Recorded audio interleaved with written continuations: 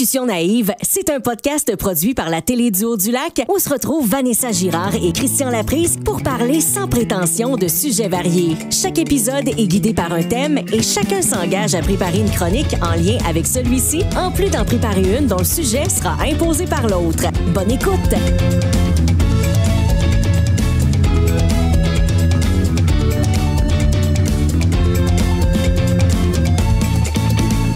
Discussion naïve qui s'envole, mesdames et messieurs. Un épisode qu'on attendait avec impatience. Bonsoir, Christian. Bonsoir, Vanessa.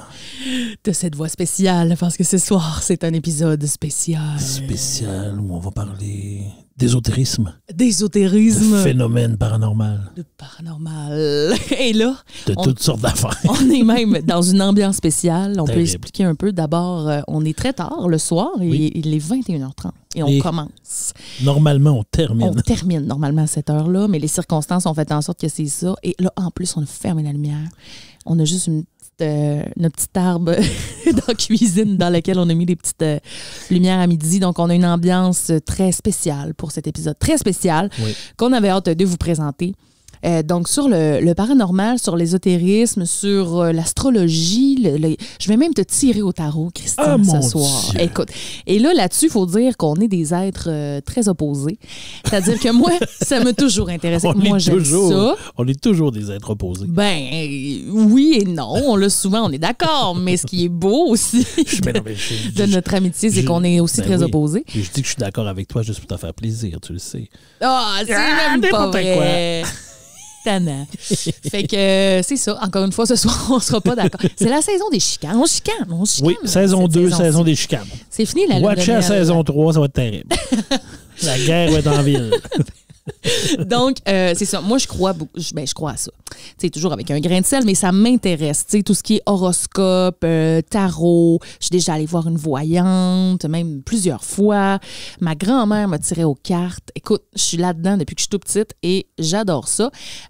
Et toi, de ton côté, c'est pas tout à fait le cas. Zéro pin bar. Moi, je ne suis pas amateur nécessairement de toutes ces choses-là, de voyance et de cartomancie, de patente de même. Je suis jamais allé voir une voyante. Ça ne m'intéresse pas. En fait, je ne crois pas tant à ça. Tu vois, c'est comme ça. Je suis très sceptique. Mais c'est correct, tu sais, t'es plutôt terre à terre. J'ai très terre à terre. J'ai un esprit plutôt analytique. Donc, très bélier. Très bélier, tu dis? Très bélier. Bélier. Ah oui, c'est mon signe de l'astrologie. Tu vois comment ça m'intéresse. Ben non, je sais que je suis bélier. Ascendant quelque chose. Ben, d'ailleurs, écoute, veux-tu qu'on commence par ça? Parce que avant l'émission, j'ai fait mes petites recherches là, pour savoir quel était ton ascendant. Parce que... Tu sais que, je ne veux pas t'interrompre, mais quelqu'un qui commence ses phrases récemment par... j'ai fait mes recherches. Ça paraît toujours un peu mal. Écoute, c'était pas des grosses recherches, inquiète-toi pas, je me prends pas pour une scientifique pour deux scènes. C'était sur un site web que j'aime beaucoup qui s'appelle evozen.fr. Et quoi? Evozen. Evozen. E-V-O-Z-E-N. OK. Si vous voulez connaître votre ascendant, c'est un site pas en français. Evozen, que laine qu'on a entre les deux jambes, là. Mon Dieu, mais non! Hey, ça part mal, là, ça part mal. Non, mais aussi... Mon Dieu, un jeu de mots. Quand même, je me suis penchée un peu sur l'astrologie parce que j'ai toujours... Moi, je suis Sagittaire. Je le dis, je pense, à chaque épisode. Je me sers beaucoup de cette excuse-là pour beaucoup de mes comportements toxiques. Mais c'est que je me reconnais beaucoup dans mon signe. Et j'aime bien ça. D'ailleurs, je suis toutes sortes de groupes, pas de groupes, mais de comptes Instagram sur les Sagittaires et j'arrête pas de partager toujours, sans cesse des mimes à propos de nous, les Sagittaires. Mais, tu sais, l'astrologie... C'est quoi, là? Tu m'intrigues, là. Ben, c'est parce que nous, les Sagittaires, qu'est-ce que tu veux savoir? Ben, tu dis nous, les Sagittaires, des affaires sur les Sagittaires. Mais qu'est-ce que c'est qu'un Sagittaire? Les Sagittaires, c'est des gens aventureux, c'est des gens qui réfléchissent pas toujours avant d'agir. Mon Dieu, mais tout à fait toi. Tout à fait moi. Des gens qui vont être bien, qui vont avoir beaucoup d'amis, mais qui vont être aussi à la fois très secrets sur eux-mêmes, très réservés, qui sont très transparents aussi, qui vont te dire ce qu'il y en est. Si tu veux pas avoir la vérité, demande pas Pose pas un de Sagittaire. Regarde, parce ça, que pose pas de on questions. est très dans l'instantanéité, le besoin de liberté aussi, très important. Beaucoup de Sagittaires sont célibataires, comme moi. Ben, je suis définitivement pas Sagittaire. Très c'est indépendante. Non, mais toi, t'es quand même assez bélier. Je Ben, dois ça, te le dire. oui, j'ai un bon bélier. Mais tu sais, l'astrologie, ça date de des millénaires. Écoute, ça fait très longtemps qu'on utilise les étoiles et la lune, le soleil, tout ça pour essayer de deviner un peu ce qui va se passer dans le futur. C'est une vieille, on appelle ça une pseudo-science parce que tu sais que la science a déjà tenté de prouver si c'était vrai ou non l'astrologie et jamais on a été capable de prouver que c'était vrai. Mais c'est pas grave. Moi, j'y crois quand même parce que c'est ça l'astrologie. Ben, et puis, tu sais, j'y crois, mais tu sais, pas dur comme fer, là. Tu comprends-tu? Ben, moi, non, je comprends, mais aussi, ben, c'est sûr que on connaît un peu le pouvoir, ben, pas le pouvoir, mais l'influence des astres, l'influence de tout ça. On est influencé par tout ce qui se passe autour de nous autres au niveau des astres. Moi, je pense que oui, là, il y a une... Ben, moi aussi, je pense. Autant que la Lune fait des marées, je vois pas pourquoi la Lune nous influencerait pas pour certaines affaires. Et voilà. Et tu sais que quand Mercure rétrograde, oh là là, ça va mal. Ça arrive quelques fois par année. Si vous êtes nouveau avec le phénomène, c'est que Mercure a l'air de s'éloigner de la Terre dans sa rotation par rapport à la rotation terrestre. On a l'impression que Mercure recule. C'est une illusion d'optique, mais c'est Mercure rétrograde qu'on appelle ça. Et dans ce temps-là, c'est jamais le temps de prendre de grandes décisions de vie. Ça a une influence d'environ 3 semaines. C'est arrivé récemment au mois de septembre. Ça, c'est vrai pour tout le monde, des béliers et les Sagittaires? C'est tout le monde, Christian. Ah, mon ça Dieu. l'inclut tout le monde. Et c'est souvent quand Mercure rétrograde qu'on va avoir des problèmes électroniques, des problèmes de voiture, des problèmes matériels. Là. Tout va nous péter dans les mains. Ça, dans ce temps-là, Mercure rétrograde. Bref, ce que je voulais dire, c'est que ça fait des millénaires qu'on a nommé les constellations par rapport aux signes astrologiques qu'on connaît aujourd'hui. Ah oui. Tu sais, bon, Sagittaire, Bélier, Verseau, Scorpion, les maudits Scorpions, Ben, voyons les donc. 2 faces de Gémeaux, les Vierges, les Poissons, tout le monde. Et quand on est, en fait, au moment et à l'endroit où on est sur Terre, par rapport à ce qu'il y a à ce moment-là dans le ciel, on a un signe astrologique, on a aussi un ascendant. Ah, ça, c'est mêlant, ça, l'ascendant. Toi, moi, je connais pas ça, l'ascendant. Faudrait que je sache c'est quoi mon ascendant. moi. Ben là, c'est ça. Toi, ton ascendant, je l'ai calculé sur le site parce que ça prend ta date de naissance, ça prend l'heure à laquelle tu es né et l'endroit dans le monde où tu as vu le jour.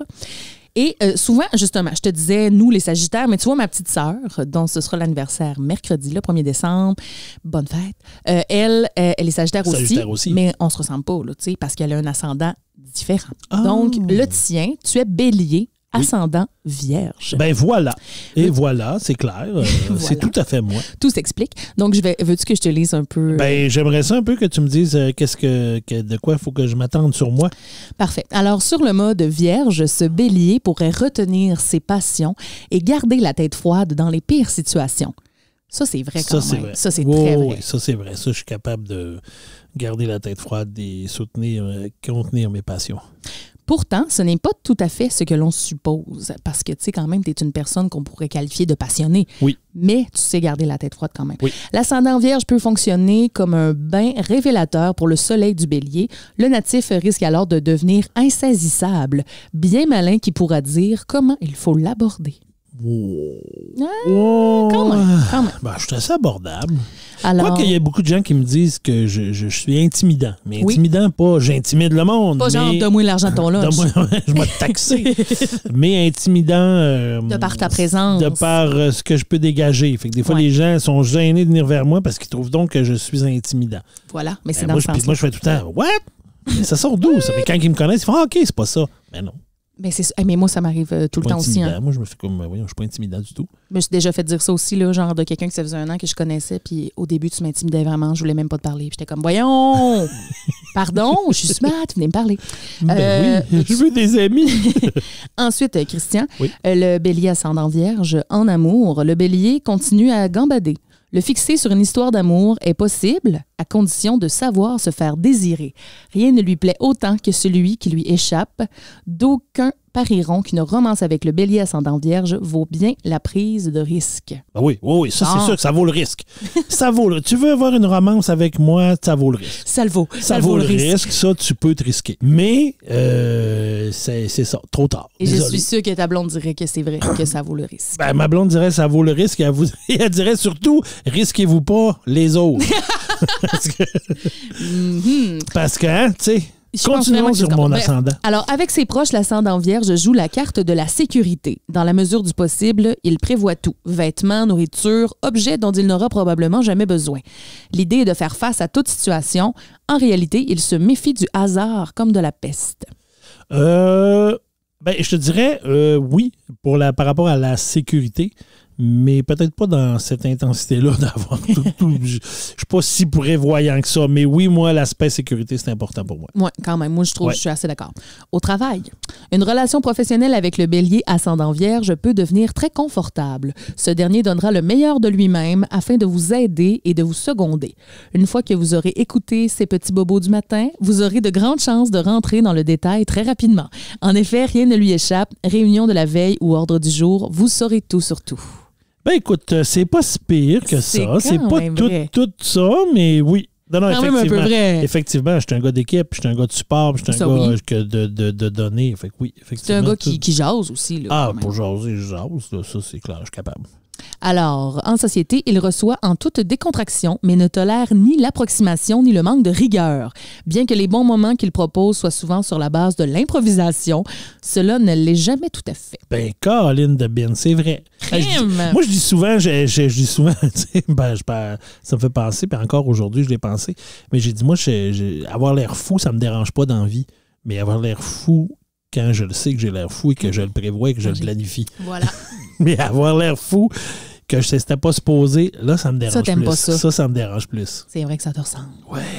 Et ton Mercure est en maison 9. Ben, voyons donc, c'est qui maison 9? Mercure qui gouverne votre ascendant se trouve en maison 9 dans votre ciel natal. En maison 9, genre une maison 9? La maison numéro 9. Ah, la maison, OK, 9. Je te dois t'avouer que je sais pas trop de quoi il s'agit, mais il y a un petit texte, fait que je vais te le lire. C'est décevant. Vos appétits intellectuels sont insatiables, tant vos pôles d'intérêt sont nombreux. Oui. La religion, la spiritualité, la philosophie, l'histoire sont autant de sujets qui vous intéressent et vous avez des prédispositions pour des études supérieures.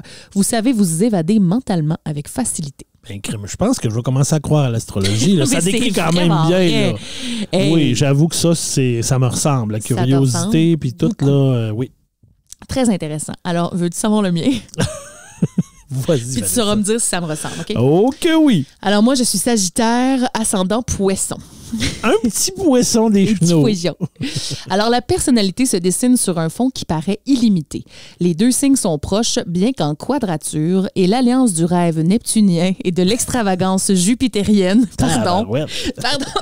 je m'en étouffe, peut donner des artistes de génie ou des êtres médiumniques. Mon Dieu, Christian, j'ai des pouvoirs! J'ai des pouvoirs! OK, des êtres médiumniques je suis en un mot. OK, je pensais des êtres médiums dans le sens paillarde. Non, dans le sens de médium, dans le sens de don de médiumnité. Tu as dit que tu tires au tarot tantôt, c'est quelque chose? Il y a chez ce natif quelque chose de démesuré, autant dans les qualités que dans les défauts. Ouais. Ça, c'est drôle. OK. En amour. L'amour, pour lui, c'est la connexion immédiate. Ou cela fonctionne dès la première seconde, ou bien cela ne vaut pas la peine d'être tenté. Tellement vrai.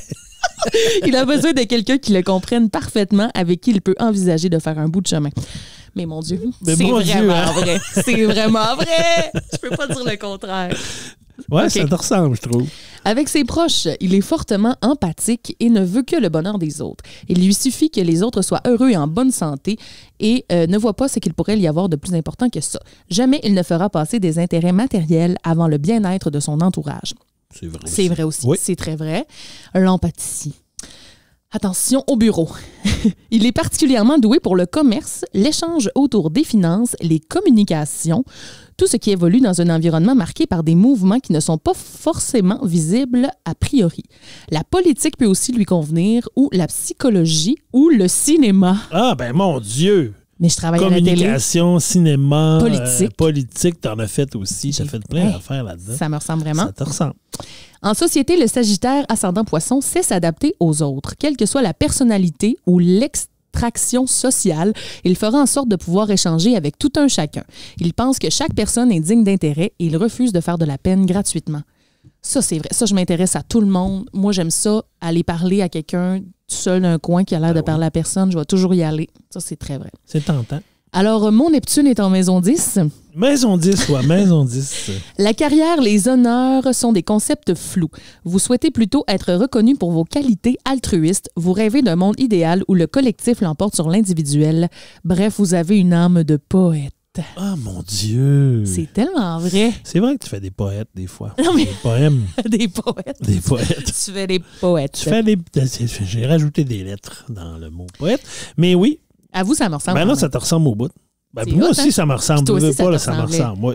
C'est très cool. Ben, tu vois qu'il y a quand même quelque chose de l'influence des astres et de tout ça sur nos personnalités. Moi, je pense que oui. Puis, tu sais, là, c'était pas le premier ami avec qui je check ça. Là, puis, à chaque fois, on est dans le 1000.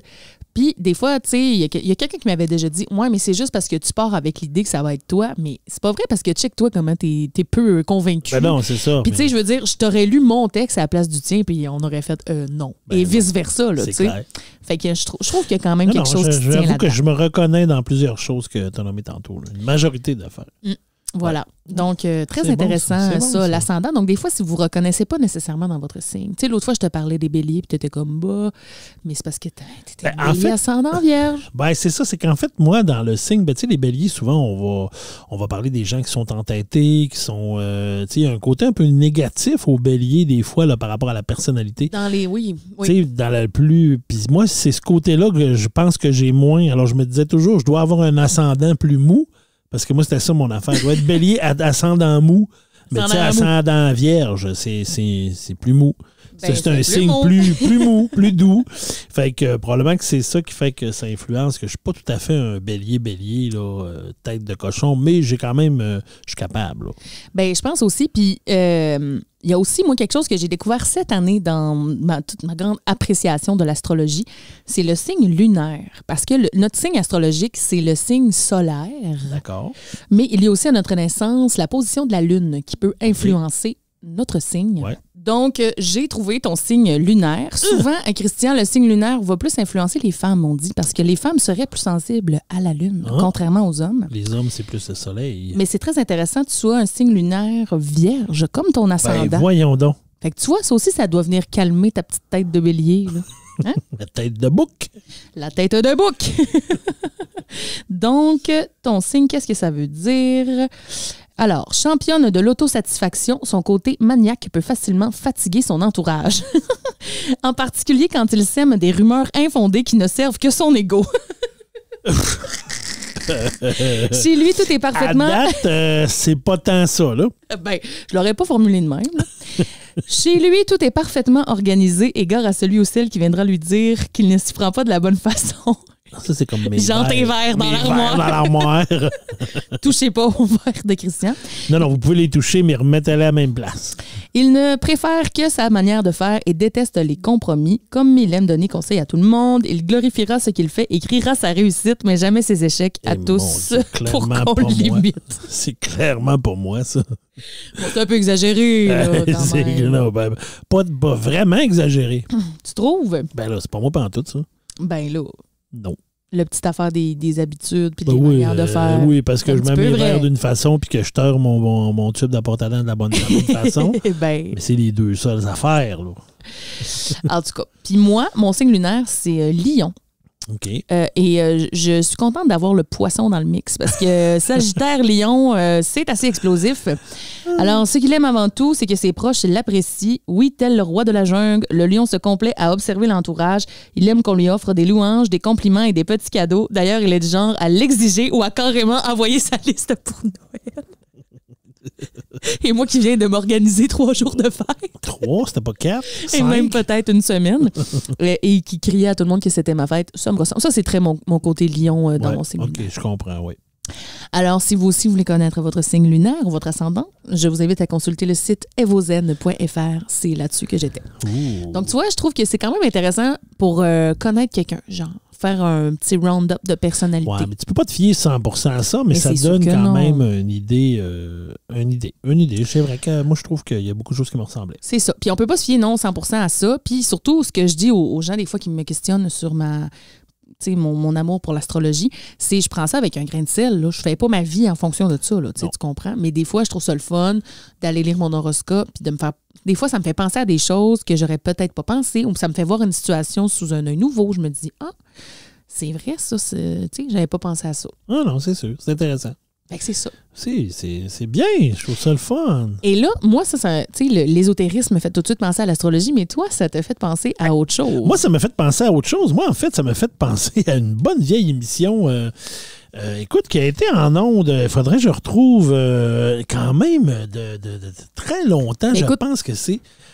J'ai ici l'information. 1981, non? Ouais, 1981, à genre 2000 ou 2000 quelques. Ah ouais, quand même aussi longtemps que ça? Ah oui, ça a été très long comme émission. Et je parle ici des plus âgés, vont peut-être le reconnaître un petit peu plus, mais de l'émission Ésotérisme expérimental, qui était animée par Richard Glenn, qui était un homme très moustachu, qui avait une grande moustache.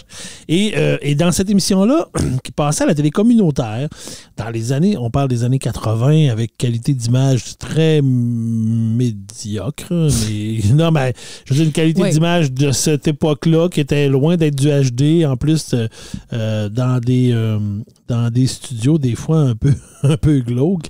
Donc, vraiment, et c'est lui qui produisait l'émission, de ce que j'ai vu complètement, mais... Et il y avait une panoplie de sujets vraiment dans beaucoup les extraterrestres. Là. Il y avait beaucoup des histoires d'extraterrestres, mais aussi toutes les francs-maçons, les sociétés secrètes. Les sociétés secrètes, voilà, je cherchais un petit peu le terme, mais les sociétés secrètes, la politique, les affaires, tout un peu de mélangé. Et c'était très particulier comme émission. C'est quelque chose que j'écoutais pas de façon religieuse, mais que de temps en temps, je tombais là-dessus, puis je regardais un peu, mais écoute, c'était beaucoup d'affaires. Et entre autres, je pense que tu as un petit extrait. Et dans cet extrait-là, juste pour vous donner, là, vous n'aurez pas le visuel parce que, on n'est pas en visuel, mais je le mettrai dans les commentaires, l'extrait. Mais juste le contenu de certaines entrevues qu'il pouvait faire, c'est quand même assez fascinant. Puis je dois dire aussi que quand tu m'as envoyé ça cette semaine, quand j'ai eu peur. Moi, quand j'ai écouté ça, ça m'a fait vraiment peur. La vieille image, la manière de parler, la musique, tout était peur. Alors faites-vous votre propre idée et on vous en met un extrait. Je suis pas bien. Ça commence bien. Oh, c'était peurant. Imaginez-vous une pièce sombre. Là, on voit, ça zoome sur une vieille pancarte un peu déchirée où c'est écrit « J'ai été le cobaye des extraterrestres ». Nous en avons 3 en France. La télévision française m'a demandé de venir à une émission où elle m'a opposé 5 médecins délégués par le corps médical. Et les 5 médecins n'ont pas pu trouver d'explication rationnelle et s'en sont remis au miracle.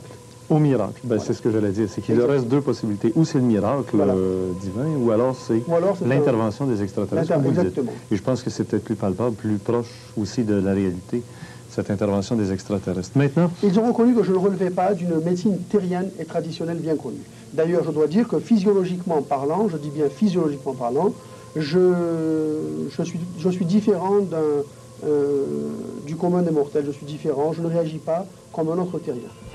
Parce que pour être encore vivant avec le foie éclaté, la rate éclatée, la vésicule... Et on se baigne un peu, hein? Il y a des photos du journal, le gars, il a plein de trous dans la bédaine. Je sais pas si, je sais pas s'il a été victime d'une agression ou quelque chose, ou je sais pas clair. Là. Ah oui, on voit une vieille image de ce couple volant. C'est vraiment un peu... Je suis pas bien. Oh, j'ai ça raide. Je le ferme. Oh mon Dieu. Mais c'est vraiment l'ambiance souvent qu'il y avait dans cette émission-là, et je trouvais ça un peu fascinant à l'époque, mais juste pour vous dire, le Richard Glenn, ça a été un professeur d'éducation physique pendant 18 ans, qui était journaliste pour le seul quotidien francophone d'Ontario, le droit.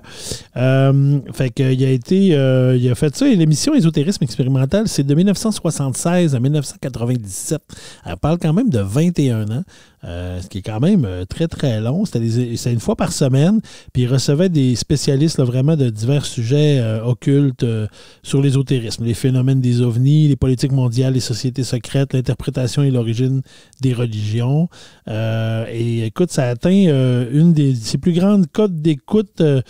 L'émission a atteint les plus hautes cotes d'écoute à ce jour pour une émission diffusée au canal communautaire. Donc, il y avait quand même beaucoup de gens qui écoutaient ça, tout ça. Ça s'est un peu mal fini pour Richard Glenn, qui, le 15 avril 2000, a été condamné à 1 an de prison pour agression sexuelle. Oh, mais donc, c'est sur un garçon. Sur un extraterrestre. Sur un jeune Gaston, des extraterrestres.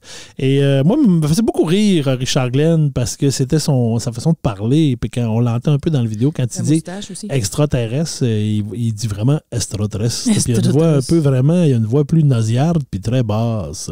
Alors, il parlait beaucoup comme ça, puis les extraterrestres, et ça. Mais quand même, quelque chose de rigolo à découvrir et regarder. Et il y a encore des choses qui tournent sur YouTube, si vous allez voir Exotérisme expérimental, où il y a quand même des longues capsules de moments et on peut voir des anciennes entrevues qu'il a faites à l'émission. Oui, puis tu sais, le fait qu'il y ait des vieux effets spéciaux un peu boboches, là, comme le petit ovni. Ben oui, là, on voit une espèce de petit ovni genre de 1960, des films, les premiers films d'animation en noir et blanc où tu vois un ovni. Là. Mais ça me pétrifie. Ça me fait tellement peur. Mais moi, là, quand j'étais jeune, j'avais vraiment peur des extraterrestres. Je pense que j'en ai déjà parlé d'ailleurs au podcast, mais j'avais vraiment peur. Je sais pas pourquoi. Ça me terrorisait. J'avais toujours peur que les extraterrestres viennent me chercher. Puis là, j'allais lire là-dessus les gens, mettons, il y en a là, qui disent qu'ils ont déjà été enlevés par des... Comme le monsieur dans l'entrevue. Bien sûr, lui, c'est ça, là. Puis il y avait des traces sur le corps, puis tout. Puis il l'a dit, là, il y a 5 médecins, puis personne n'était capable de dire c'était quoi qui était arrivé, tu sais. Fait que, on le sait pas. Puis moi, je pense que c'est impossible qu'on soit les seuls êtres doués d'intelligence dans tout l'univers, là. Tu sais, ça serait comme c'est tellement grand que c'est tellement grand. C'est ça qui est spécial. C'est sûr qu'à un moment donné, à quelque part, il y en a d'autres, là. Mais c'est vraiment épeurant. Mais des fois, je me dis que peut-être de mon vivant, je pourrais connaître ça, l'arrivée des extraterrestres sur Terre. C'est possible? On ne sait jamais. On sait jamais. Puis tu vois, Richard Glenn, il parle en 2017 qu'il communique toujours là, via un site web puis des conférences mensuelles sur des notions d'ésotérisme puis qui sont axées sur des phénomènes inexpliqués tels que les extraterrestres, évidemment, et la venue du grand monarque. Et c'est quelque chose qu'on entend beaucoup j'ai entendu un peu dans certains extraits que j'ai écoutés. On parle beaucoup du grand monarque.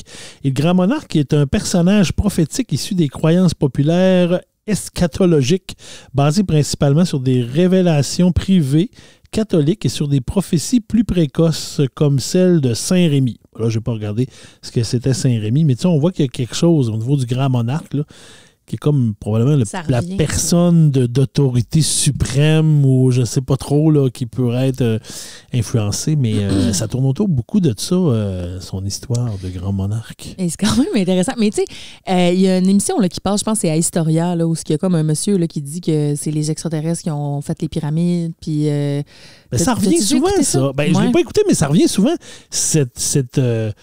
ces affaires-là, tu sais, genre l'île de Pâques, là, l'espèce de monolithe qui est là de l'île de Pâques, les pyramides, c'est souvent quelque chose qu'on entend parce qu'on a de la misère aujourd'hui à comprendre comment ces œuvres architecturales-là ont pu être faites avec les moyens et les connaissances de l'époque. Bien, il y a ça. Puis il y a aussi, tu sais, à ce moment-là, sur Terre, mettons, c'était difficile de propager les connaissances. Tu sais, mettons que les Mayas faisaient une découverte sur les mathématiques, bien, avant que ça se rende au Japon, je veux dire, ça prenait un petit bout, là. Puis il y en a, mais pourtant, avec les recherches qu'on fait tu sais, pas en astrologie, mais voyons, là, les gens qui cherchent là, des dinosaures, là. En archéologie. Archéologie, oui. J'allais dire paléontologue, mais c'est archéologie. En archéologie, on a découvert qu'il y a beaucoup de connaissances qui sont arrivées en même temps dans différents peuples sur Terre, autant en Asie qu'en Afrique, qu'au Mexique. Tu sais, il y a des connaissances qui sont arrivées en même temps partout sur Terre, puis on ne sait pas comment pouvait se propager tant que ça, ces informations-là, ces découvertes-là, si tu veux. Oui. Mettons, on parle de vraiment longtemps, là, tu sais, comment justement, on parlait la semaine passée des calendriers, comment on s'est mis à compter les secondes, les jours, tout le monde en même temps de la même manière, tu sais, comment on a commencé à nommer les chiffres de la même manière, à compter de la même manière. de toutes ces connaissances scientifiques-là sur la Lune, le Soleil, le cours du temps, sont comme arrivées en même temps dans toutes les civilisations. Il y a des scientifiques qui ont étudié ça quelque part. Ils ont dû se partager l'information d'une manière ou d'une autre, mais c'est sûr que c'est pas comme aujourd'hui. C'est pas comme aujourd'hui. Non, on ne fait pas rien que s'appeler et dire hey, go, on va pas, à partir de là, on compte. Ben c'est ça, fait qu'il y a une théorie qui dit que les extraterrestres auraient rapport là-dedans, Christian. Ben écoute, si on se fie au 5e élément, hein? Le film, le 5e élément. Ouais, c'est bon, c'est comme ça un peu, là, les histoires des extraterrestres qui arrivent. Puis là, tu vois bien qu'ils ont mis des affaires. Là. Ouais. Là, tu te dis, OK, c'est peut-être de même que ça a commencé. Ben, on le sait pas. Hein? On le sait pas, en fait. Mais tu sais, ça m'a amené à réfléchir. Je faisais des lectures et j'ai aussi regardé un peu du côté de Nostradamus. Oh, Nostradamus. Nostradamus, qui est quand même quelque chose, souvent qu'on entend parler, puis on se dit, c'est-tu vrai, ça? C'est pas vrai? Ça, c'est compliqué, ça, cette affaire-là. Nanana. Mais Nostradamus, qui était quand même un apothicaire français. Quand même. qui était spécialisé dans les prédictions. Il est né le 14 décembre 1503, qui est mort le 2 juillet 1566, donc à l'âge de 62 ans. Et il était très prolixe avec les quatrains. Alors, tu vois, ça, j'ai dit, qu'est-ce que ça veut dire?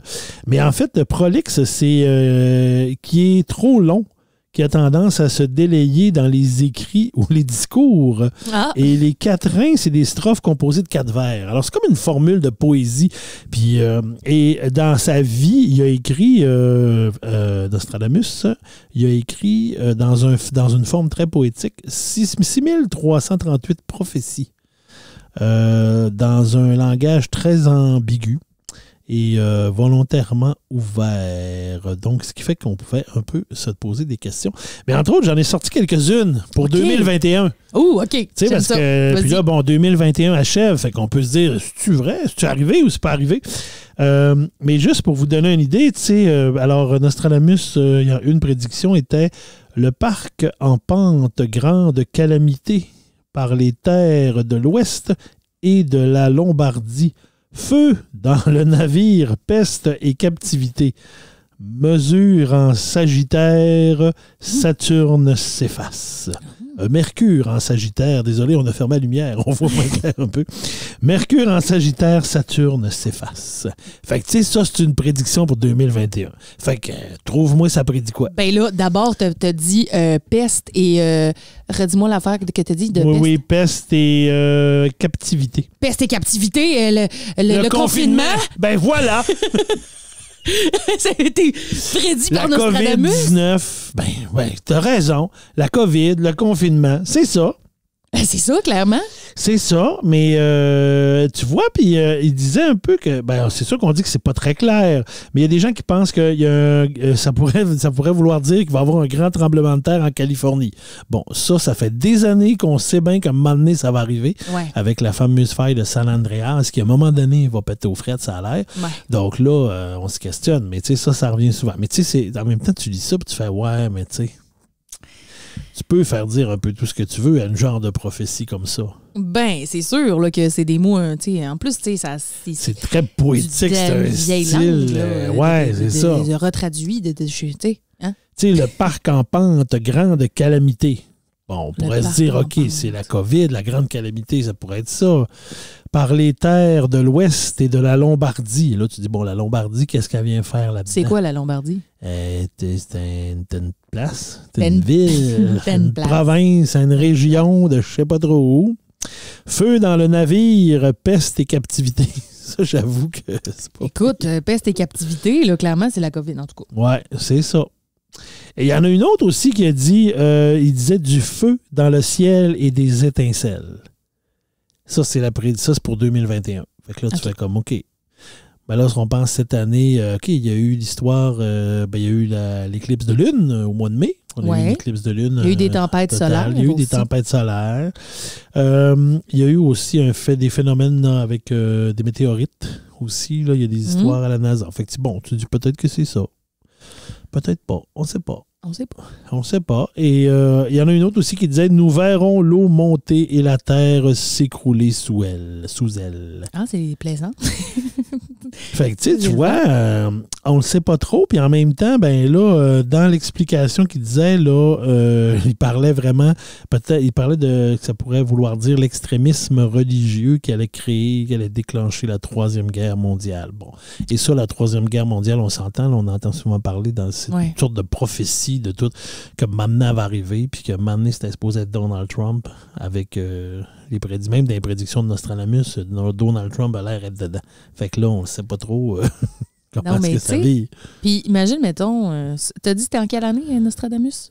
Tu l'as-tu dit? L'année... Lui, ça? Oui, mettons, sa prédiction, il l'a faite quand? En fait, lui, il a vécu de 1503 à 1566. Ça fait très longtemps, là. Ça fait 600 ans. Puis, tu sais, on en parle encore sûrement parce qu'il y a bien des affaires qui ont dû arriver, là, si on en parle encore de Nostradamus aujourd'hui. Je sais qu'entre autres, apparemment, tu sais, je veux dire, dans les prédictions, mais tu sais, ça, c'est comme d'autres choses. Tu vas trouver quelqu'un qui va te dire que ça n'a aucun rapport, ça ne veut rien dire, comme tu vas trouver des gens qui vont te trouver des façons de trouver que ça se fait en lien avec les événements qui se passent. Mais entre autres, Hitler, ça a l'air que dans ses prédictions, toute la montée d'Hitler et le génocide et tout ça avec les Juifs, il avait prédit ça. Donc ça, il en parle.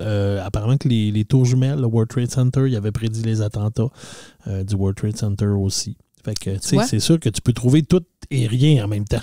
Mais tu me fais penser... excuse-moi, avais-tu terminé ton segment? Non, c'est bon. Nostradamus, c'était pas mal ça que je voulais te dire là-dessus. Parce que, as-tu déjà entendu parler de Baba Vanga? Non. C'est qui ça? C'est quoi ça? On dirait un dessert grec. Baba Vanga, de son vrai nom, Vangelia Pendeva Gushterova, dite Baba Vanga, donc grand-mère Vanga. C'est une voyante bulgare qui est née en 1911 et qui était aveugle, qui est devenue en fait complètement aveugle à l'âge de 12 ans suite à une tempête de sable qui lui avait enlevé la vue, qui avait rempli ses yeux de sable et elle était complètement aveugle. Et Baba Vanga était reconnue pour avoir des dons justement de voyance et de prédiction. À un point tel où, après la Seconde Guerre mondiale, il y a des hommes politiques bulgares et de grands dirigeants de la République soviétique, là, de tout ce qui était dans ce coin-là, dans ce temps-là. Okay. Les communistes et tout ça sont venus s'adresser à elle pour lui demander conseil. D'accord?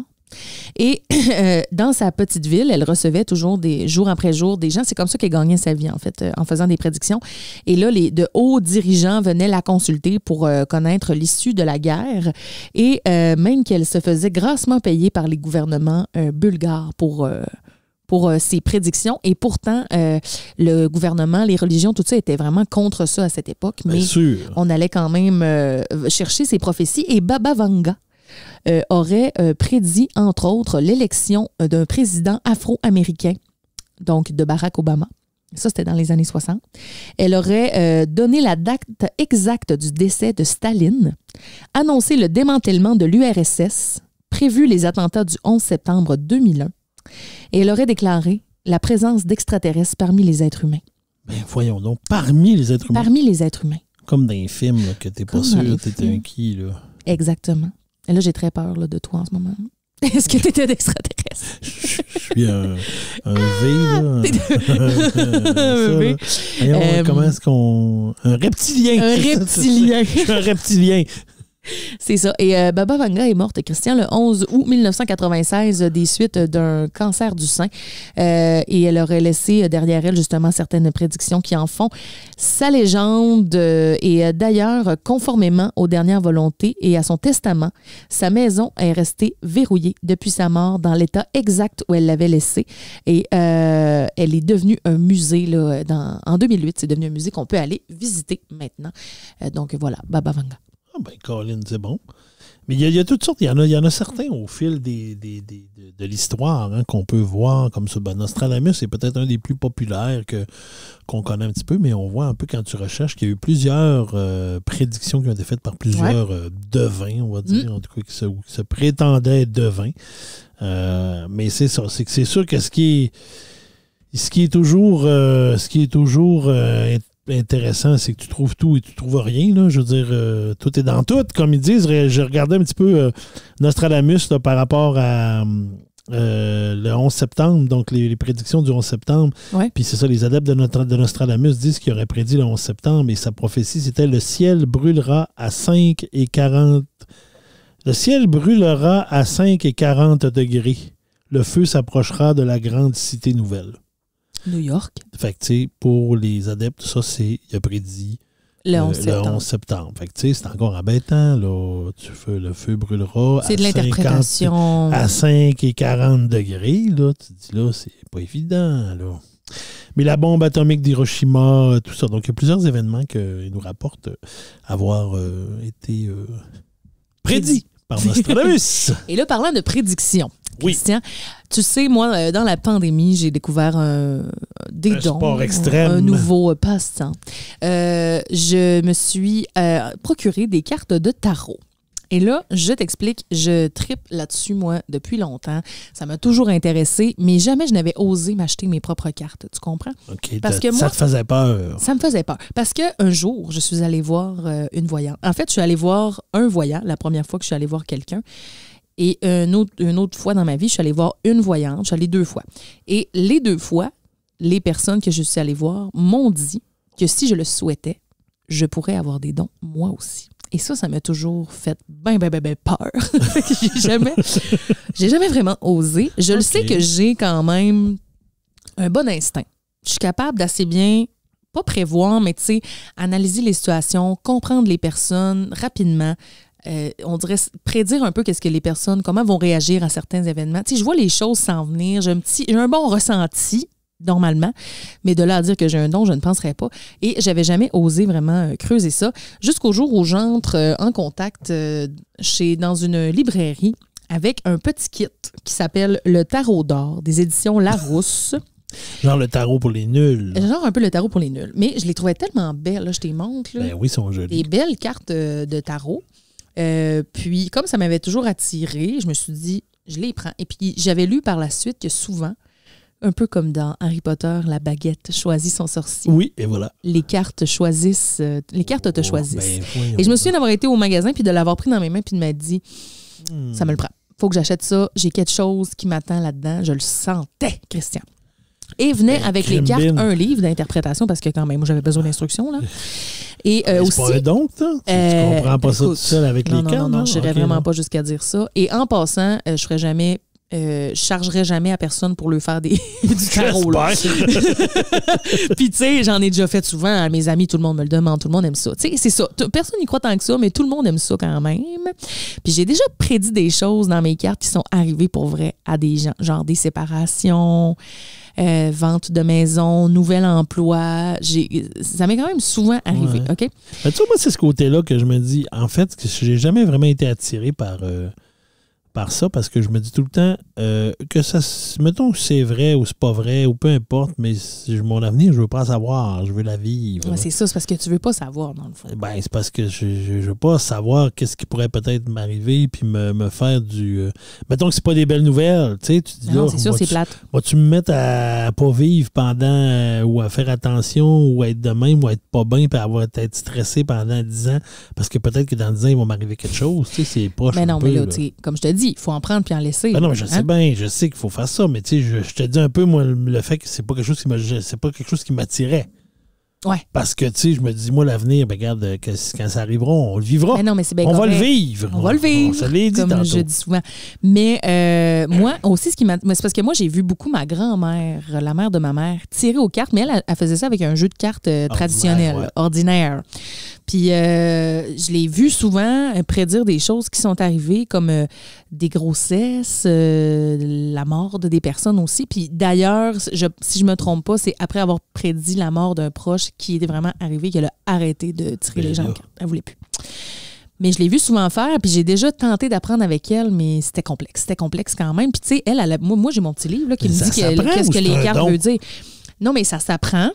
Mais aussi, si tu as un don, tu sais, je pense qu'il faut quand même que tu aies ça en toi un peu. Mais tu vois, moi, j'ai un livre dans les mains qui me dit qu'est-ce que les cartes veulent dire, puis tu sais, ça m'aiguille. Puis des fois, là, j'ai l'impression, ça a l'air fou un peu, là, je veux pas avoir l'air d'une folle, mais tu sais, des fois, mettons, là, quand je tire quelqu'un au tarot, je lis qu'est-ce que la carte veut dire, mais on dirait qu'à un moment donné, je le sais. Je le sais qu'est-ce que la personne a vu. Je sais pas comment l'expliquer. OK. Parce que j'ai même déjà tiré des inconnus sur Internet, sur le Twitch, le Twitch de mon ami Louis. Puis c'est du monde que je connaissais pas en tout, là. Puis ils me posaient pas des questions, mais je leur demandais de penser, mettons, à un domaine en particulier. Par exemple, travail, argent, amour, famille, puis de se concentrer, puis tout ça. Puis dans ce que je tirais, moi, je la voyais, la trame narrative. On dirait que j'étais capable de dire « Ah, ça doit être ça, ça doit être ça. » Mais c'est ça, regarde, peut-être que je suis folle un peu. Fait que là, c'est ça. Ce que je voulais dire sur le tarot, c'est que c'est le tarot de Marseille que j'ai. C'est le tarot que la plupart des gens connaissent avec les 22 arcanes majeures qu'on a peut-être déjà entendu, genre le fou, le pendu, les amoureux, le soleil. Tu as sûrement déjà un petit peu vu ces symboles-là. Puis ça fait vraiment longtemps que ça existe. Là. On parle des années peut-être 1500, les premiers qu'on a recensés. Celui-là s'appelle le tarot d'or parce que c'était une commande spéciale et son nom fait référence à 2 âges d'or de la lecture du tarot et probablement au jeu de cartes le plus célèbre pour ses 600 ans d'histoire, le tarot de Visconti Sforza, qui était étampé d'or. C'était pour une grande famille riche italienne. Ça a été fait par Rider-Waite. C'est le tarot qu'on dit moderne, le tarot le plus significatif, le tarot qu'on connaît le plus, là, finalement. Puis, il vient avec ça, comme tu l'as vu, j'ai mes cartes dans mes mains, j'ai les 22 ici, arcanes majeures. Mais il y a aussi un autre gros paquet de cartes que moi, je n'utilise pas encore parce que je suis vraiment trop encore amateur là-dedans, mais qui est séparé un peu comme les cartes qu'on connaît, trèfle, carreau, cœur, etc. Sauf que tu as les deniers, les épées ou les lames, les bâtons et l'autre qui, là, en ce moment, ne me revient pas. Puis je peux pas vraiment t'aider là-dessus. Ça va bien. Les bâtons, les deniers, les bâtons, je l'ai dit, les bâtons, les deniers, les coupes, c'est ça qui me manquait. Puis ça, c'est comme classé un peu de 1 jusqu'à 12, mettons. Mais tu sais, tu as aussi valet, dame, roi, genre, au travers, comme les cartes qu'on connaît. Puis ça permet d'aller préciser ton tirage. Mais moi, je suis encore vraiment trop push. Fait que je le fais juste avec les arcanes majeures. Et là, j'ai comme le goût un peu de pas trop expliquer, mais de te faire un tirage pour te faire un exemple. Ça te tente-tu? Ça me tente tant que c'est du positif. Ben là, ça, c'est pas moi qui décide. Ben oui, c'est toi qui décides, c'est toi qui vas le dire. C'est les cartes qui décident. Arrête, c'est toi qui décides. Parce que là, je vais te remettre les cartes. Je vais t'inviter à les prendre. Puis, tu sais, là, je te le fais comme ça, un petit peu à froid. Mais normalement, moi, quand je tire au tarot, j'allume une chandelle. On dit d'allumer une chandelle quand on commence le tirage et de l'éteindre quand c'est terminé pour signifier qu'on passe un peu dans un autre monde. Ah, d'accord. Alors, je t'invite à prendre les cartes et les brasser avec ta main gauche. Donc, tu les tiens dans ta main droite, mais tu les brasses avec ta main gauche. Ça va te sembler pas naturel. C'est vraiment pas naturel. Mais ça fait rien. Puis, je vais te demander aussi peut-être si tu as une question, ça peut être en lien avec ton travail, ta famille, quelque chose que tu veux savoir, là, finalement. Quelque chose que je veux savoir. Ta santé, ton argent. J'aime mieux pas le savoir pour ma santé. Ça peut être un peu plus générique, genre qu'est-ce qui s'en vient pour moi dans les prochaines semaines. Qu'est-ce qui s'en vient pour moi dans les prochaines semaines? C'est bon, ça. On va y aller avec ça. Fait que concentre-toi là-dessus, ferme tes yeux. Puis là, je sais que tu trouves ça ridicule, mais fais-les quand même. Ferme tes yeux, brasse les cartes avec ta main gauche, puis essaie de C'est pas que c'est ridicule, c'est que brasser avec la main gauche, les yeux fermés, c'est pas évident. Ça se peut qu'il y ait des cartes qui tombent, tu les laisses tomber, c'est pas grave. Tu les ramasses pas. Tu les ramasses pas. Puis là, je te laisse un moment de silence parce que je veux que tu te concentres.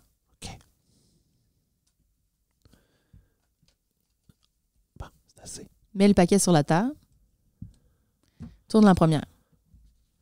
Et Seigneur! C'est quoi? C'est un bordel? C'est la pire carte. Ben, je m'excuse d'avance. C'est la tour. La tour de Babel? C'est ça? Ben, je sais pas. Mais tu vois pas? Ben, il fait noir. Oui, c'est la tour avec du feu puis du monde qui tombe en bas. Sérieux, c'est vraiment pas. Je suis vraiment désolée. Ah, sérieux? Sacrement. Quand tu me dis pas quelque chose de négatif, j'étais comme... Ben là, ça serait quoi les chances qu'il pogne la tour? Ben voilà, je pogne la tour. Je suis mal. Mais là, moi, pensais rien qu'à ça. Là. Mais là c'est à toi de pas te... Je pensais que tu y croyais pas. OK, non, vas-y. Ben c'est ça, tu y croyais pas, tu me dis.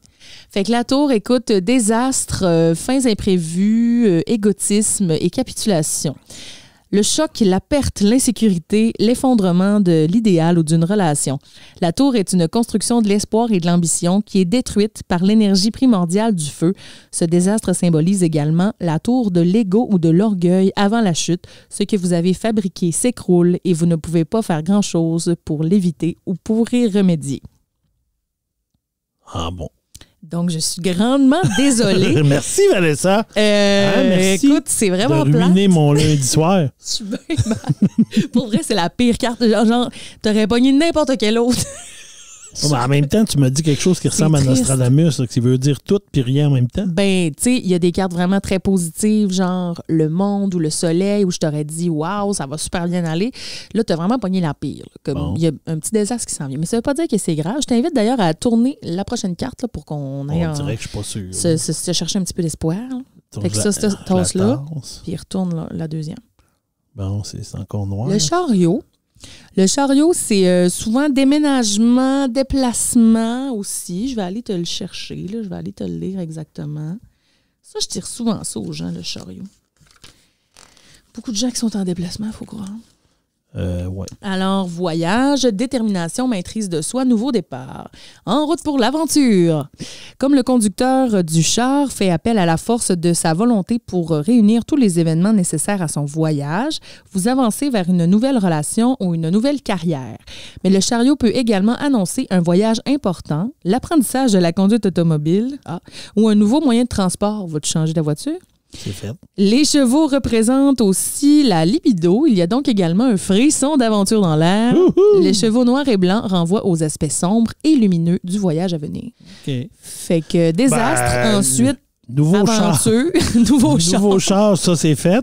Nouvelle carrière, oui, il y a quelque chose de changé dans ma carrière. Ben c'est vrai. Nouveau départ, nouveau défi, c'est bon. Ah, ben... Je pense qu'on va t'en donner une dernière, OK? Enlève-la. Parce que là, si on les fait toutes, tu sais que je vais toutes les poignées. Ben non, mais là, je les fais pas toutes. J'en fais souvent 3. Mais j'en fais souvent 3, ouais. Ah, c'est une madame. C'est qui? C'est une bonne Le madame. jugement. Bon. Le jugement, c'est quand même positif. Non. C'est pas ça. C'est pas ça que ça veut dire. Jugement de soi, renouveau, vérité, pardon, par rapport au passé. Le jugement prédit un important changement dans votre vie alors qu'un projet ou une relation arrive à sa fin. Avant de laisser le passé derrière vous, faites votre examen de conscience et revoyez vos actes antérieurs. Le jugement offre une seconde chance et une occasion de pardon ainsi qu'une récompense financière pour les efforts passés qui contribueront au succès du futur. Les événements vont s'accélérer. Pourquoi pas? Mais dans ma carrière, oui, il y a du changement. C'est ça aussi. Ça, c'est peut-être cet aspect-là. Là, c'est probablement ça. Qui est en mouvance, qui est en précision encore, qui n'est pas tout à fait clair encore sur le rôle et tout, mais c'est en train de se dessiner, de se profiler. Là. Ben tu vois, c'est peut-être ça. Puis ça finit quand même bien. Là. Le jugement, c'est quand même positif. Ouais, c'est ça. Tu m'as pas juste dit de la merde. Fait que tu vas mettre un petit genou à terre, mais tu vas te relever, je pense. OK. C'est bon. OK. J'ai tellement mal. Je peux pas croire que t'as pogné la tour. Fait que c'est ça. Mais moi, j'aime bien ça, utiliser le tarot pour moi-même aussi des fois. Juste de même, des fois, je suis chez nous le soir puis je fais comme je suis mêlée là, ces temps-ci, je me tire une petite carte. Voir qu'est-ce que ça me dit. Puis, ou le matin aussi, des fois, avant de partir, on dirait que ça m'inspire pour ma journée. Là, ça veut dire que si on le refaisait demain, j'aurais pas les mêmes cartes nécessairement. Là. Ben, je sais pas. Moi, des fois, là, ça m'est déjà arrivé de poser une question au tarot, d'être pas content de la réponse. 2-3 jours après, de leur faire puis de pogner les trois mêmes maudites cartes. Ben, voyons. Je te le dis. C'était impressionnant, ça. Ça, c'est... Ça fait peur. Oui. Là, t'as peur. J'étais fru. Puis en plus, il avait raison, les maudites. Oui, mais en même temps, j'imagine que quand tu lis ça le matin et tu dis c'est sûr que ça va m'arriver, tu te programmes dans ta journée pour qu'il arrive de quoi qui est en lien avec ta carte. Mais tu sais, comme tu as vu, c'est pas une affaire précise, là. Tu sais, c'est pas genre. Ben, c'est ça, c'est tout et rien à la fois, là. Ben, tu sais, je veux dire, t'as une carte comme la tour qui a des affaires super négatives, puis t'as des cartes vraiment positives aussi. Fait que, tu sais, oui, là, il y a quand même des petites précisions, mais pas de là à aller. Mais c'est pour ça aussi que les 52 autres cartes que j'ai pas utilisées qui peuvent venir des fois préciser. Ouais, c'est ça. Tu sais, c'est un art, là, quand même. Ben oui, parce que. Fait que c'est ça. Mais moi, j'aime ça. Dans la vie, des affaires qui vont moins bien, ça se peut. En fait, il y en a tout le temps, là. De temps en temps, tu prends une petite épreuve, quelque chose, puis oups! Voilà. C'est ça, t'as aimé ton expérience ou t'es fru puis tu vas être stressé pendant 2 semaines? J'ai adoré. J'ai hâte de voir le résultat de tout ça, puis qu'est-ce que ça va me donner. Mais là, je vais penser à tout ça, là. Mais oui. Là, dès qu'il y a de quoi qui ne marchera pas, je vais ça y est, la tour. Les cartes l'avaient dit, c'est la tour.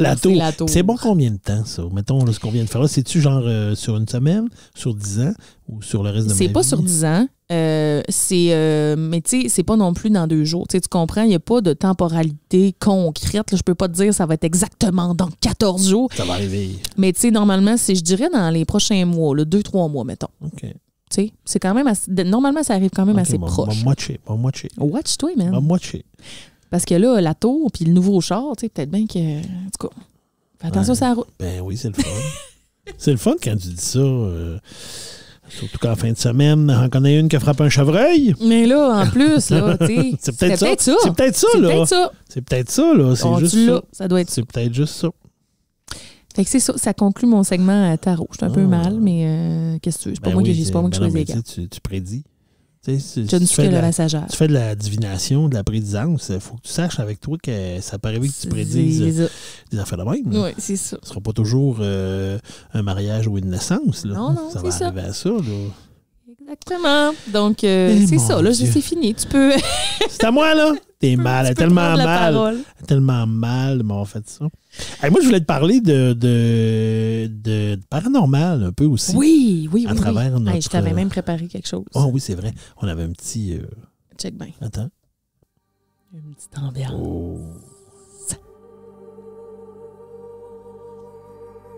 Oh.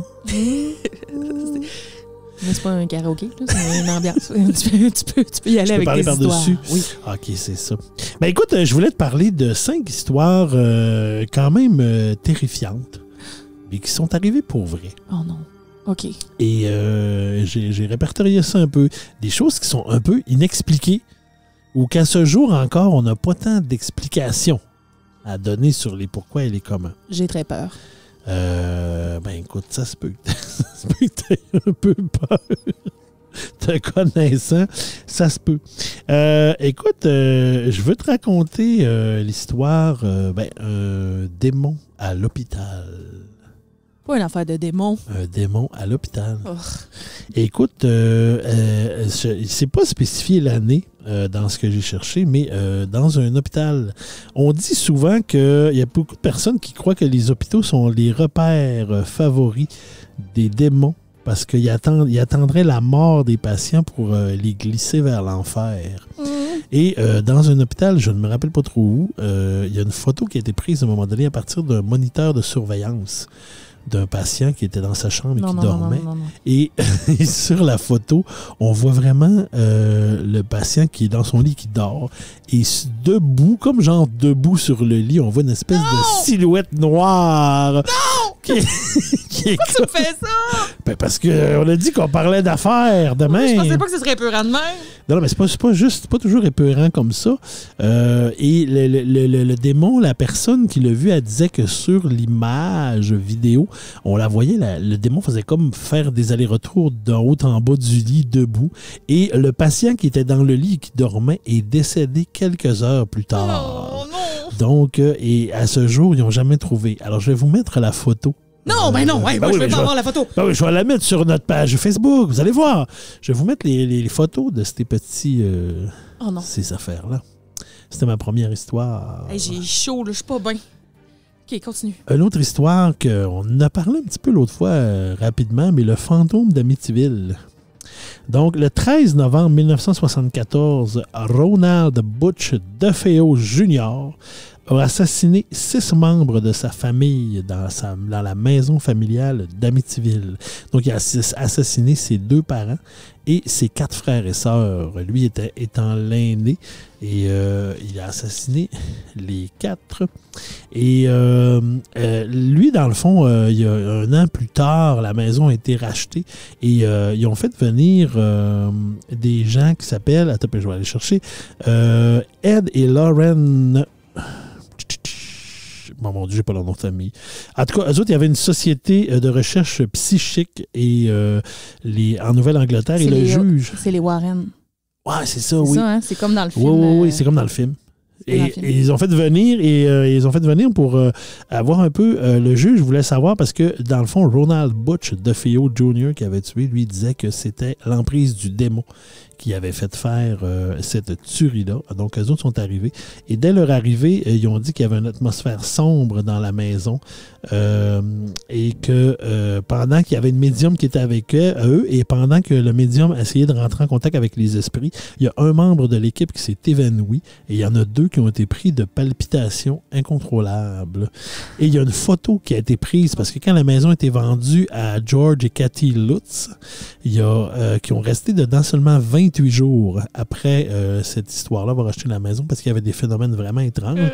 Il y a une photo qui a été prise et sur la photo, on voit vraiment un enfant, et alors qu'il n'y avait aucun enfant dans la maison. Non. Et cet enfant ressemble étrangement à un des enfants qui était mort dans la famille Lutz. Je pense que je vais pleurer. Donc, et à ce jour, ce n'est toujours pas expliqué. On ne sait pas trop l'histoire de cette photo-là. Et c'est ça. Mais c'est vrai, c'est pas vrai, on ne sait pas. C'est un montage, c'est pas clair. L'autre histoire, l'enfant fantôme. Donc, Madame Sandandrews, il fait noir, je vois pas toutes mes notes. C'est donc une dame qui s'est rendue sur la tombe de sa fille de 17 ans. Okay. Et qui a pris une photo de la pierre tombale de sa fille. Et quand elle a fait développer la photo, il y avait un enfant sur la photo, comme assis sur la pelouse. Et elle jure absolument que cet enfant-là n'était pas là quand elle a pris la photo. Donc, il y a un enfant qui est là. Oh! Tu sais que moi, je m'en vais chez nous tout seul après, hein, puis il est tard, là. Moi aussi, là. J'ai peur! J'achève. Une autre, quand même, un phénomène qui a été inexpliqué. Le fantôme de Freddie Jackson. Okay. En 1919, Freddie Jackson, c'était un mécanicien aéronautique qui est mort après avoir reçu un coup à la tête par une hélice d'avion. Donc, dans son bataillon, est décédé comme ça.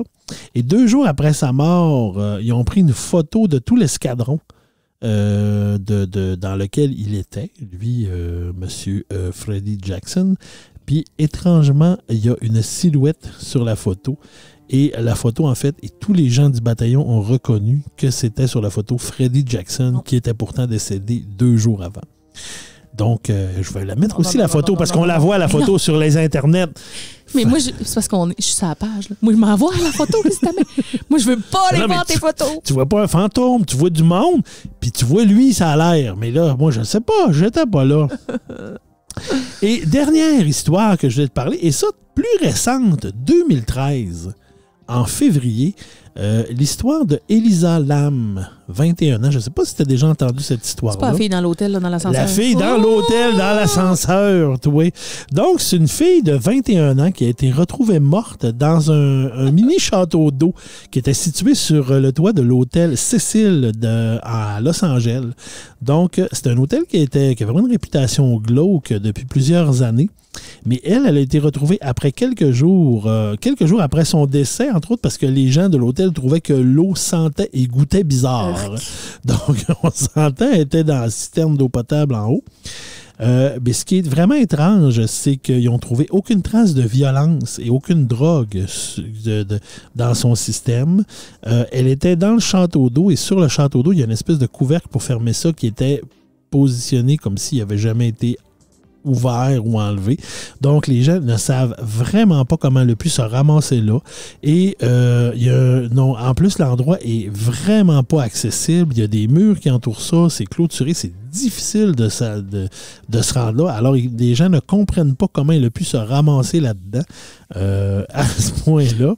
Écoute, ça a pris plusieurs personnes pour y aller, puis même plusieurs personnes pour juste ouvrir le couvercle. Alors, ils se disent comment elle a pu se ramasser là ou que quelqu'un aurait pu la mettre là. C'est vraiment très, très mystérieux. On ne sait pas trop. Et ce qui est très mystérieux dans cette histoire-là, et je termine avec ça, et je vais le mettre dans les commentaires, c'est que les dernières images d'elle sont des images d'une des caméras de surveillance d'un ascenseur dans l'hôtel. Écoute, ça dure 4 minutes. Et on la voit entrer dans l'ascenseur. On la voit vraiment se mettre au fond. Très étrange parce qu'elle pèse sur tous les pitons dans l'ascenseur, dans l'affaire. La porte reste ouverte, genre pendant 3 minutes à peu près. La porte ne ferme pas. Et on la voit vraiment comme si elle parlait à quelqu'un qui n'est pas là. Je l'ai déjà vu. Des fois, elle sort de l'ascenseur, elle rentre. Elle a un comportement qui est excessivement étrange, qu'on comprend pas trop, a vraiment l'air de parler à quelqu'un. Vanessa, pourquoi tu frissonnes comme ça? Je suis pas bien. Genre, je vais pleurer pour vrai, je pense. Mais en fait, et c'est ça, là, je vais mettre la vidéo, mais c'est vraiment des petites histoires de phénomènes inexpliqués qui, théoriquement, ce qu'on nous dit, c'est que pour certains sont vrais. Ben, elle, oui, elle est vraiment décédée. Cette personne-là, elle était partie à l'aventure, je pense, pour visiter Los Angeles et tout ça. Puis elle a vraiment été... Mais c'était pas une Canadienne en plus, je me sens. Je pense que oui. Oui, j'avais vu un documentaire en plus sur elle à un moment donné. Puis je pense que c'était une Canadienne. Tu sais, ça était parti genre backsack, puis go, on part, puis je m'en vais visiter le monde, papa et maman. Et après un certain temps, pas de nouvelles. Puis pendant quelques jours. Et là, finalement, ils l'ont retrouvé. Mais le bout de l'ascenseur, j'avoue que c'est un peu freakant quand tu regardes ça parce que son comportement est vraiment bizarre. Elle est comme super agitée, puis elle se parle toute seule. Oui, des fois, elle sort, elle va voir comme dans le corridor, elle regarde, on dirait qu'elle parle à quelqu'un, mais il n'y a personne. On voit pas à qui elle pourrait parler. Et son comportement est vraiment, mais vraiment étrange. Oh, c'est vraiment Et il n'y a personne qui l'a vu. Fait que c'est les seules images qu'on a, puis il n'y a personne qui l'a vu. OK, merci. Vanessa, tu voulais qu'on parle d'ésotérisme, de phénomènes. Oui, mais là, ça va trop loin. Non, mais tu sais, ça, c'est mon problème avec ces sujets-là. J'aime ça m'intéresse. Mais il y a comme un moment donné où ça devient trop épeurant, trop inexpliqué. Puis là, je fais que penser à ça, puis ça me fait peur. Ben oui, puis là, tu vois juste le Freddie Jackson en 1919. Que les gens le reconnaissent vraiment sur une photo. Ils disent, il est là. Puis tout son bataillon, puis ils sont pas 3, là, ils sont genre 25 là, sur la photo. Là, puis là, ils disent, il est là. Puis pourtant, il est mort 2 jours avant. Fait que c'est quand même étrange aussi. Là. C'est comme dans Ghostbusters 2, là, quand le Titanic arrive. Là. Puis là, tous les fantômes sortent du Titanic. Mais, tu sais, je sais pas comment penser ça. Puis, c'est parce que aussi de nos jours, c'est super facile de trafiquer des photos avec sûr. Photoshop. Mais tu sais, des affaires qui sont arrivées comme bien avant les ordinateurs, mettons, là, sur des photos, ben c'est plus dur à expliquer. Oui, ben c'est ça, les affaires. Tu sais, puis ces photos-là, puis ça, c'est des vieilles photos. Là. Souvent, c'est ça qui l'enfant ou la tombe, là, ça date de 1954, moi, je pense. Puis, moi, je n'ouvrirai pas ça, je vais la mettre. Je vais vous mettre le lien, au pire, sur l'article que j'ai trouvé là-dessus. Il y en avait d'autres aussi. Il y en avait une dizaine à peu près d'histoires. J'en ai sélectionné 5 là, parce que je trouvais qu'ils étaient plus intéressants. Je sais pas trop quoi te dire. Je sais pas si je te dis merci ou...